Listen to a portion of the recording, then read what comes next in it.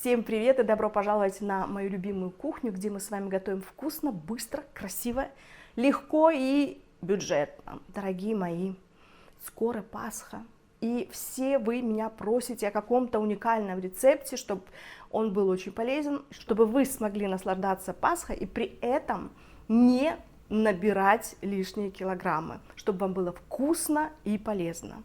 Так вот, у меня для вас хорошая новость. Я придумала рецепт, который очень и очень вкусный, и вы можете наслаждаться и с чистой совестью есть свою пасочку.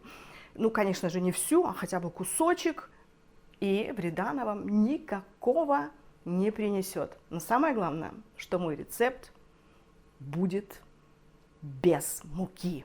Ну что, идемте готовить. Для приготовления нашего блюда нам сегодня с вами понадобится миска для взбивания, миксер, силиконовая форма, лопатка, маленькое полотенце и из продуктов питания немного сахарозаменителя, 250 грамм протертого творожка, 4 столовые ложки овсяных отрубей, 3 столовые ложки кукурузного крахмала, 3 столовые ложки греческого густого йогурта, 4 желтка, 4 белка, я уже их отделила, чайная ложка разрыхлителя, ванилина и щепотка соли. Вот такие продукты нам сегодня с вами будут нужны. Ну, а теперь начинаем готовить. Выливаем белки в миску и тщательно их взбиваем до хорошей такой пены.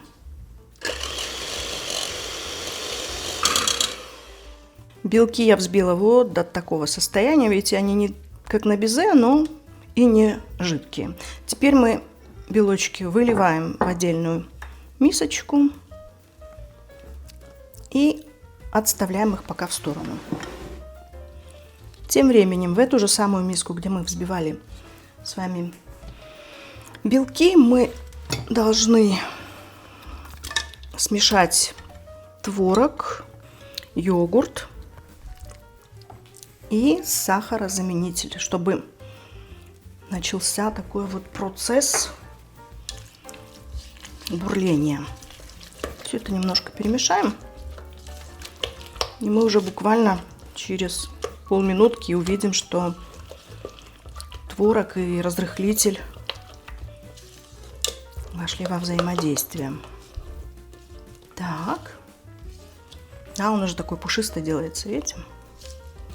Теперь сюда мы с вами должны ввести крахмал, овсяные отруби, сахарозаменитель по вкусу и желтки. Теперь все эти ингредиенты перемешиваем. Я даже убрала миксер, потому что это можно сделать вот так вот совершенно спокойно, силиконовой лопаточкой. Все это вымешаем. И пусть это тесто постоит минут 5, для того, чтобы отруби немножко как бы набухли. Все, отставляем и ждем минут 5. Спустя 5 минут наше тесто, видите, вот стало такой вот консистенции. Оно не очень густое, но и не жидкое. Так, и теперь мы аккуратненько с вами введем наши белки. Будем вливать их и помешивать.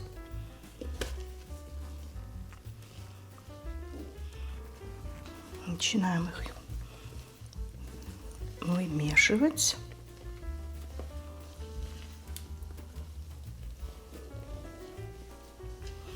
По желанию в это тесто можно добавить любой протеин, чтобы тесто было таким, знаете,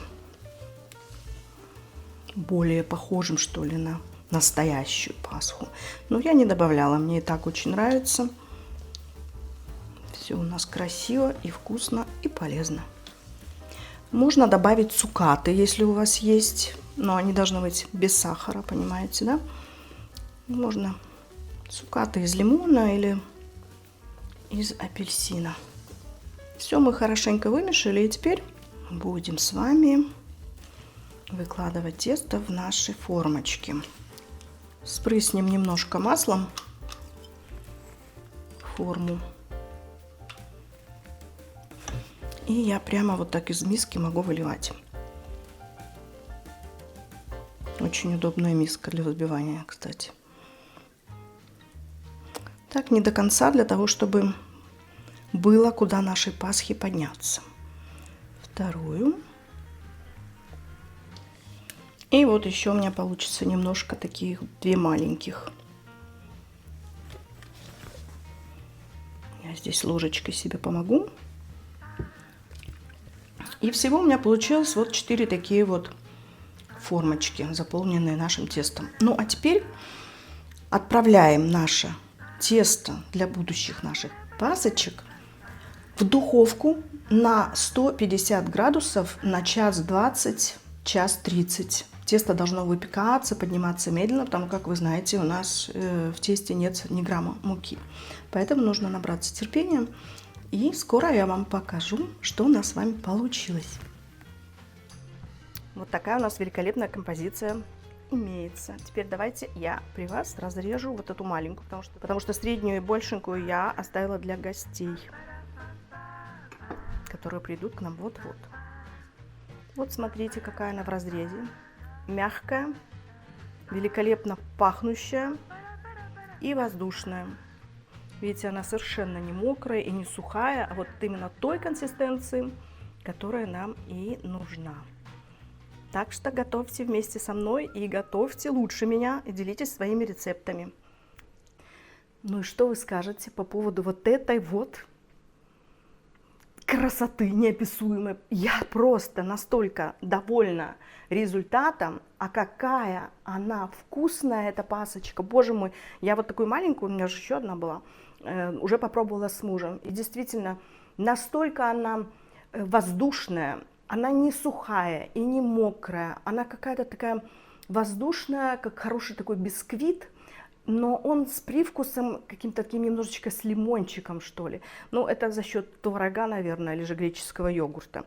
Вот такая консистенция воздушная получилась за счет взбитых белков.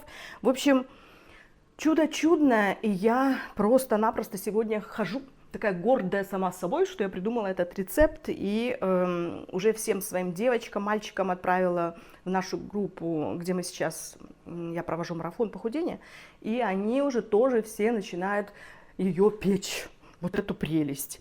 Я поставлю сюда, с вашего позволения. Смотрите, хотела сказать, что протеин может быть абсолютно любым. У меня был просто шоколадный протеин, какого-то очень-очень высокого там процента, и ничего, тоже очень красиво получилось. Если у вас есть ванильный или с каким-то вкусом печенья, мне девочки говорят, покупают какие-то, я такого никогда не видела, ну ладно, то у вас она будет покрыта такой как бы белой глазурью. В общем, пробуйте, экспериментируйте, но, конечно же, вот когда вы делаете а-ля глазурь, я в рецепте указала 2-3 столовые ложки молока и 1-2 столовые ложки протеина. Смотрите, опять же, по вашему молоку и по вашему протеину. Потихоньку вливаете молоко и вымешиваете. Глазурь должна быть не жидкой, иначе у вас все растечется и не будет так красиво. То есть она должна быть как настоящая глазурь, просто из правильных компонентов. Так что, дорогие мои, делайте, экспериментируйте, готовьте правильно и грамотно, просто заменяйте некоторые продукты на более полезные. И будете все здоровы, стройны и будете выглядеть также еще и моложе. Спасибо, что сегодня были у меня в гостях. Я вас всех обнимаю, поздравляю и желаю вам всех благ и с наступающей Пасхой. С вами была ваша Виктория. До новых встреч, до новых вкусных, полезных рецептов.